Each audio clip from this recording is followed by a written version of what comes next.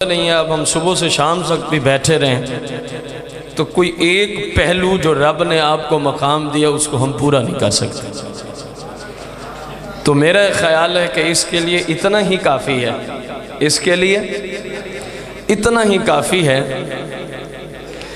کہ کسی بھی ہستی کو اپنے تو مانتے ہی مانتے ہیں، اپنے تو مانتے ہی مانتے ہیں، لیکن مزہ تب ہے کہ غیر بھی مانے، اور غیر بھی وہ جن پہ خود اس ہستی نے کفر کا فتویٰ لگوایا.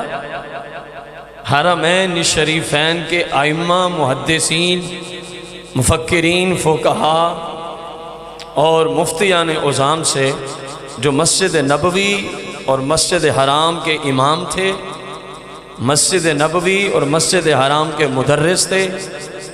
مسجد نبوی اور مسجد حرام کے شیوخ تھے، مسجد نبوی اور مسجد حرام کے مفتی تھے.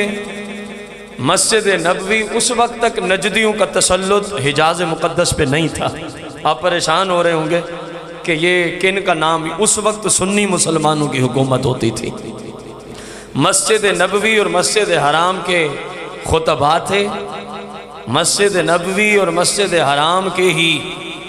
جناب والا مبلغ تھے، مسجد حرام اور مسجد نبوی کے ہی مفتیان تھے، جن کی بارگاہ میں اعلیٰ حضرت نے ان لوگوں کی کفریہ عبارات رکھی اور کہا کہ وہ حضور کے بارے میں یہ لکھتے ہیں. انہوں نے فتویٰ بھی دیا، دستخط بھی کیے اور کہا جس کا یہ عقیدہ ہے وہ دارِ اسلام سے خارج ہے. وہ دارِ اسلام سے،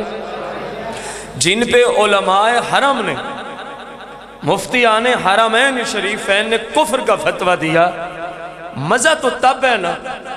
کہ وہ بھی اسی ہستی کی شان میں اپنی زبان کو تر کیے ہوئے ہیں. انہی میں سے ایک اشرف علی تھانوی بھی تھا جس پہ حرمین شریفین کے علماء نے اور مفتیوں نے کفر کا فتویٰ دیا کہ اس نے کہا تھا کہ حضور صلی اللہ علیہ وسلم کو تو صرف اتنا علم ہے، اور آج تک نجدیت کے منہ پہ وہ لعنت موجود ہے ان کی کتب کے اندر. وہ آج تک آپ کو عبارت ہم دکھا سکتے ہیں، میری لائبریری میں ان کی یہ کتاب موجود ہے. اشرف علی تھانوی نے لکھا کہ حضور صلی اللہ علیہ وسلم کو صرف اتنا علم ہے جتنا بچوں کو ہوتا ہے، جتنا پاگلوں کو ہوتا ہے، جتنا حیوانات کو ہوتا ہے، جتنا جمیع بہائم یعنی جتنا درندوں کے پاس علم ہے، معاذ اللہ صرف اتنا ہی رسول اللہ کے پاس علم ہے. یہ اس کی کتاب حفظ الایمان ہے. اس کی کتاب حفظ الایمان، اس میں اس نے لکھا علماء حرمین شریفین نے، مفتیان حرمین شریفین نے جب اس عبارت کو پڑھا تو کہا جس نے لکھا وہ بھی کافر، جو اس کو کافر نہ کہے وہ بھی کافر. اور جب اعلیٰ حضرت دنیا سے پردہ کرتے ہیں، میرے پاس اس موضوع پہ بھی اگر آپ کہیں تو کم و بیش 5-6 گھنٹے کا درس موجود ہے کہ غیروں نے آپ کو کس طرح خراج تحسین پیش کیا ہے. میں صرف بتا رہا ہوں کہ وہ ایسا عظیم المرتبت محدث، فقیہ، مفسر، مترجم، جناب والا فقیہ اعظم، جب آپ انتقال کرتے ہیں، اشرف علی تھانوی کو پتہ چلا تو جتنے سامنے شاگرد بیٹھے تھے سب کو کہتا ہے اوے احمد رضا کے لیے دعائے بخشش کرو، احمد رضا کے لیے دعائے. شاگردوں نے کہا حضور ساری زندگی اس نے آپ پہ فتوے لگوائے ہیں کعبہ مشرفہ اور مسجد نبوی کے مفتیوں سے، اور ایک آپ ہیں کہ آپ ان کے لیے دعائے بخشش کا کہتے ہیں. فرمایا اوے پاگلو تمہیں پتہ ہی نہیں ہے، اعلیٰ حضرت امام احمد رضا خان عشق رسول کی اس سٹیج پہ تھا، محبت رسول کی اس حد پہ تھا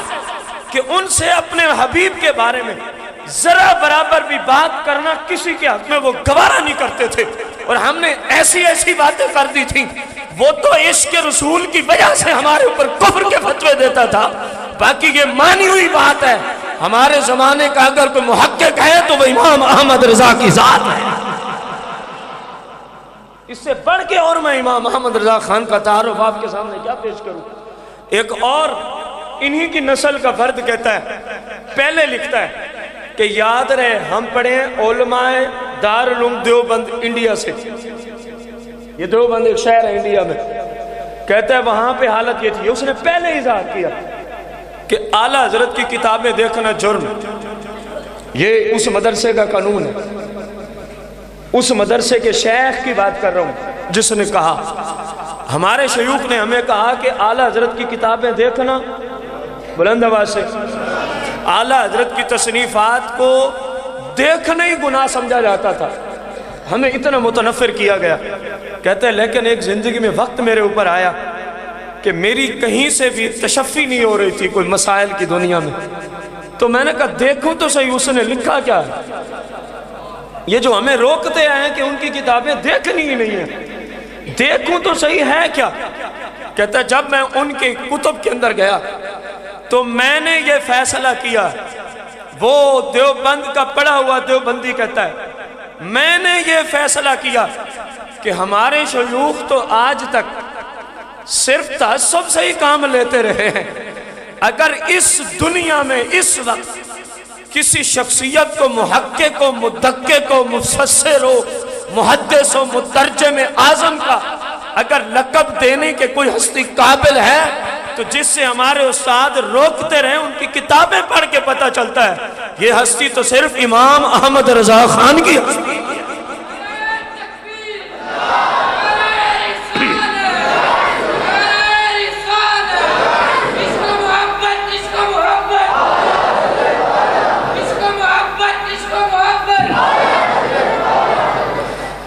آخری بات کہ غیروں نے بھی آپ کا، کیونکہ یہ ایک پورا باب ہے، یہ ایک پورا، میں صرف آپ کو جھلک دکھا رہا ہوں، ایسے نہیں ہم ہر وقت رضا رضا کرتے، آخر رضا میں کچھ ہے تو ہم کرتے ہیں اللہ کے فضل سے، ایسے نہیں رضا رضا ہو گئی، ایک میں نہیں کر رہا، عرب کے علماء عرب کے مفتی اس زمانے کے 100 سال تو پردہ فرمائے کو آج ہو گئے ہیں، تو جب حیات تھے 100 سال سے زیادہ پہلے حرم کے مسجد نبوی کے مفتی جن کو کھڑے ہو کے سلام پیش کیا کرتے تھے، سنا کرتے تھے کہ کوئی انڈیا میں حضور کا وارث ہے علم کا، جب پہنچے نا تو انہوں نے سوالات کی اور آپ نے لکھی کتابیں وہیں،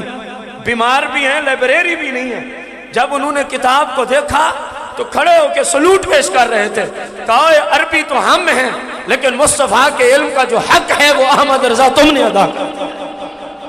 ایسے نہیں، مکے اور مدینے کے مفتی 100 سال پہلے کے جس ہستی کو سلام پیش کیا کرتے تھے، جس ہستی کو سلام پیش کیا کرتے تھے، اوہ عرب کے اندر جن سوالوں کا جواب 100 سال سے پہلے بڑے بڑے شیوخ ازہر یونیورسٹی تک وہ سوالات گئے، جن کا کسی کے پاس سوال کا جواب انہوں نے سنا، بریلی کا ایک باشندہ احمد رضا ہے، اس کے پاس جس علم کا، بات غور سے سننا کیونکہ ذات ہی ایسی ہے کہ سمندر کو کوزے میں ہی رکھنا پڑتا ہے، مجبوری ہے، جس علم کے متعلق جون سا سوال کرو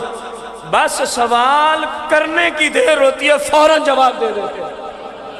تو اعلیٰ حضرت گئے ہوئے تھے حرمین شریفین، ان کو پتہ چلا، انہوں نے وہ رکھا آپ کے سامنے سوال، فرمایا یار یہ بھی کوئی سوال ہے، میں اس کا جواب دینے کے لیے پوری تمہیں کتاب تحریر کر دیتا ہوں، ممکن ہے ویسے بتاؤں کل کو تم بھول جاؤ، میں پوری کتاب ہی تمہیں لکھ کے دے دوں۔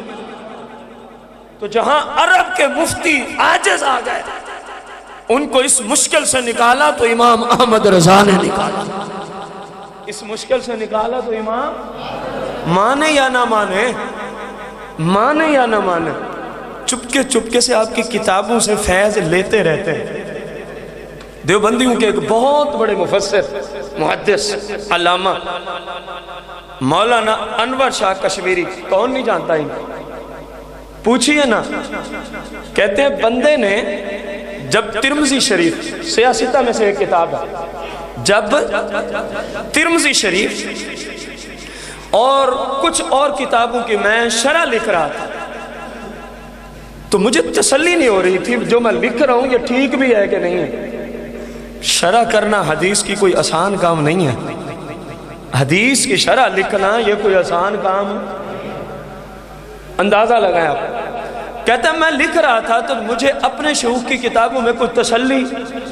ظاہر میں اب اگر بخاری کی شرح لکھوں گا تو میں خود تو لکھ نہیں سکتا، حدیث کا مسئلہ ہے، میں نے پیچھے کتب سے ہی لینا استفادہ کرنا۔ تو کہہ رہا مجھے تسلی نہیں ہو رہی، تو میں نے کہا چلو کیا کروں؟ ایک دوست سے مشورہ کیا، یار میں شروحات لکھ رہا ہوں لیکن تسلی۔ اس نے کہا یار فاضل بریلوی کی کتابیں دیکھیں، وہ بھی اسی کے مسئلہ کیا ہے۔ انور شاہ کشمیری کہتے ہیں، اس نے کہا فاضل اعلیٰ حضرت کی کتابیں دیکھ لے، جس کو دین میں کسی مسئلے میں تسلی نہ ہوتی ہو وہ ان کی بارگاہ میں دستک دے دے تو رب کی طرف سے تسلی ہو ہی جایا کرتی ہے۔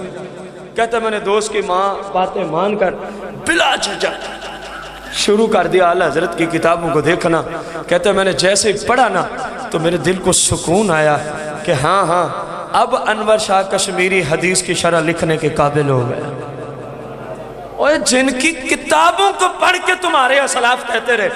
کہ اب انور شاہ کشمیری رسول پاک کی حدیثوں کی شرح لکھنے کے قابل ہو گیا، ذرا جملہ تو سمجھنا، سوچنا، اس کی گہرائی تک جانا کہ جو تیرے نزدیک شیخ الاسلام والمسلمین کا درجہ رکھتے ہیں وہ کہتے ہیں ہمیں اس وقت تک لکھنے میں تسلی نہیں ہوتی جب تک اعلیٰ حضرت کی کتابوں سے فیض نہ لیا جائے۔ ذرا سوچ تو صحیح، جن کی کتابوں سے فیض لینے والے تیرے نزدیک شیخ الاسلام والمسلمین ہیں، بتا پھر وہ ہستی خود امام اعظم پر امام مجدد اعظم بنے کہ نہ بنے؟ تمہارے شیوخ جن کی کتابوں سے فیض لے کے شیخ الاسلام بنے۔